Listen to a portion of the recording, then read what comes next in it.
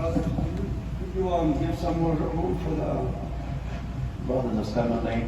All praise be to Allah subhanahu wa ta'ala. We praise Him, we thank Him.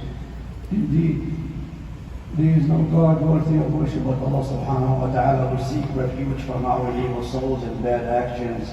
Whom Allah guide, no one can misguide. And I bear witness that there is no God worthy of worship but Allah subhanahu wa ta'ala. We send our greetings and blessings upon His messenger Muhammad sallallahu alaihi wasallam, his family, his companions, and those that follow in his footsteps. Today's topic is a topic that is great and it's a tough challenge. Being or raising kids in the West, which is the land of many different beliefs and sects and groups or cults, and you name it. And today we see something that is made a law, LGBTQ. Dear Muslim, from the afflictions we are being tested with for a reason, or we had no other choice, is that we live as strangers in societies we either disagree with more than we accept. Both living as migrators leaving our motherlands and strangers in a land where Islam is not practiced or implemented. Being a Muslim is a challenge resulting from the weakness and tribulations the Muslim Ummah is going through now.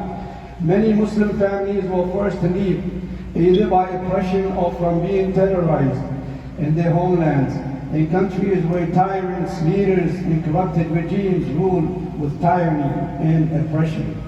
These leaders who for many years turned the people they oppressed to live a life according to their political views and follow their ideology they impose on them, living in conditions unsafe, fearing for their lives, under the brutality of iron and fire. They have to flee their homes and leave their countries in search of a better, healthy living conditions for them and their kids in countries they can live safe with dignity and practice their belief.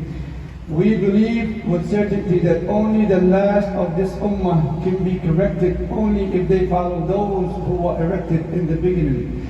The way to correct this is that we raise, educate, affirming, and implementing to build a Muslim community who are capable and willing to carry this ummah to its founded principles. Building the foundation brick, we must focus and carefully build these foundations. This way it will be the starting point for a Muslim family to survive in a land where they live in it as strangers. This brick is the Muslim family brick, the Muslim family with values, which if this family is upon Islam teachings and implementing its values, then only will the individuals and those kids will be raised in a Muslim community, an environment with its atmosphere is Islam upbringing. If not, those who we are fearing for our future kids will be immersed and lost in a Western world, losing their identity in their religion. It's a great responsibility for a Muslim father, after choosing the good wife who will raise his kids as Muslims, teaching them the Islamic religion.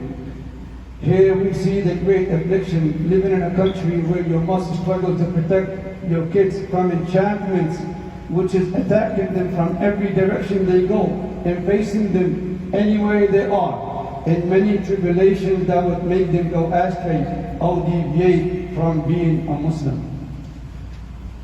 Finding yourself in a race to either save your kids and your family from losing Islam, only He who Allah guide and support can pass this great and hard test. The verse said your work and your kids are a test. They are the reason you will be tested. The Prophet ﷺ said, each one of you is a shepherd, and each one of you will be responsible for those they are responsible for. A man is responsible for his family, the imam is responsible, and so on. Anyone who leads or monitors those under their responsibility, they will be questioned. A woman is responsible, or the butler, all will be responsible. Aisha, the mother of the believers, may Allah be pleased with her, said, in Nowhere the Prophet ﷺ said, whoever is being tested with girls and was good in raising them, according to Islam, they will be a shield from hellfire, which is the opposite. Can you imagine losing your kids? And they will lose their kids, generations after generations. If you want safety, then seek the way to safety, making the Prophet ﷺ, your role model, by planting the virtues and raising your kids according to Islam, while monitoring them and keeping track of where and what they do. Sheikh Muhammad al-Munajjid said when he was asked the question, we as Muslims face in this worst difficulties, raising our kids or protecting them from going astray or deviating from Islam into decadent, corrupted societies or neighborhoods. We want some steps on how to educate our kids from going the wrong path. He replied, he said, the fathers must preserve the salah in the masjid and bring their kids with them. If not, they should pray congregation in the house. Kids must read Quran on a daily basis and listen to Quran on a daily basis beside what they do.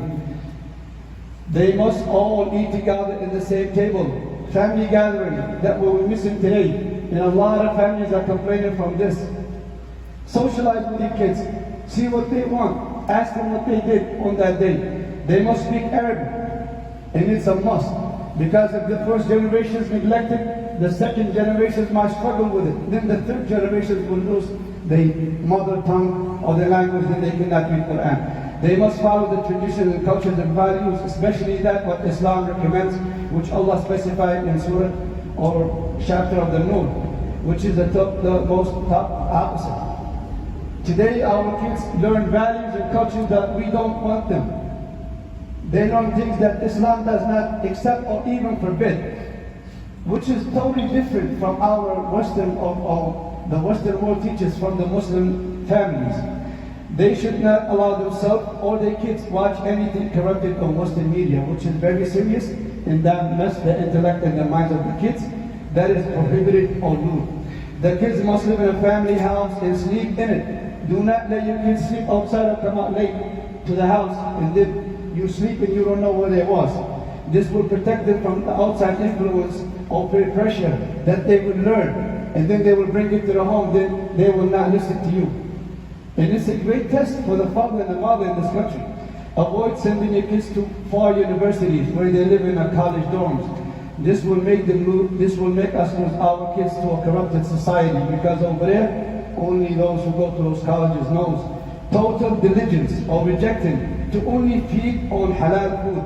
And the parents must abstain from consuming or drinking any forbidden or prohibited food or drink, like cigarettes and many other legal products we see today.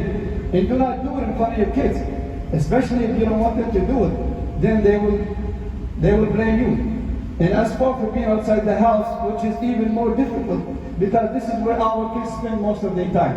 In an environment that we're busy working and they're in school and they don't have the environment or the atmosphere that we have in a Muslim country. He said kids must attend Islamic schools from a very young age until they graduate high school, and kids must go to the masjid as much as they could, especially Friday in congregated salahs, lectures, knowledge and advocacy circles.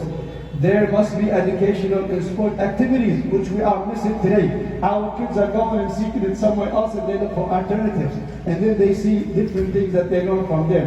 Where a Muslim mentor must be present on these activities. Setting up educational camps where the family can attend. Do physical activities with your own kids. Go out with them. You're supposed to be the one who take them to these places and show them. Do not leave them to the street. Parents with their kids must visit the sacred land of Mecca and perform the pilgrimage, which is Hajj. Teach your kids Quran to memorize it and send them to a Muslim country, especially on summertime, where they can learn Islam and excel. When they come back in return, they will be teaching Islam to the new generations. So that's what happens, generations after generations. And if we lose the first 3 generations, it's a total loss. Train Muslim kids on how to deliver speeches and how to lead Muslims in Salah. This way they can be the leaders of tomorrow. A must that you teach them Islam in an easy way to understand Islamic religion when they were young. This way the youngs can understand it and absorb it, just like the grown-ups. And so is the non-Muslims when you try to explain Islam to them. Encourage the youth to marry early. This way they will be protected from finding different ways, from illicit relationships, and stay steadfast on their creed. Also marry from the families who are Islamically raised, where they have both morals and Islamic knowledge and backgrounds. And do not call the police, which is a very serious matter. And tell them to come over to your house and then over a little family feud. If that's the case, you must call an Islamic official who understands the rules and will solve the issues according to the Islamic faith. And teach your kids from very young age. Police is not an answer. Anybody outside the family is not an answer. Go to somebody who understands Islam. And Islam is a way of life. And Islam in the Quran teaches us every solution and every answer to every problem. So do not do that, and make sure, do not let your kids get used to it. Because one day the severe consequences will be you. The minute you try to teach them or try to not even touch them, the first thing that comes to their head is police. And this is how this country is programmed. The system will take away your kids from you. And do not attend parties that have music or forbidden dancing or debauchery festivals. Also, do not watch or celebrate non-Muslim holidays, and do not send your kids to these holidays. We have our own holidays. And finally, do not send your kids to weekend school or churches or any other places of worship that is not Muslim, that is not suitable for them. It will affect them. A very young kid at this age, they will observe anything and they will believe it. And finally, I have to say that coming to this masjid, which is also the topic of today, we're all supposed to be grateful to Allah subhanahu wa ta'ala that make us come. And be blessed.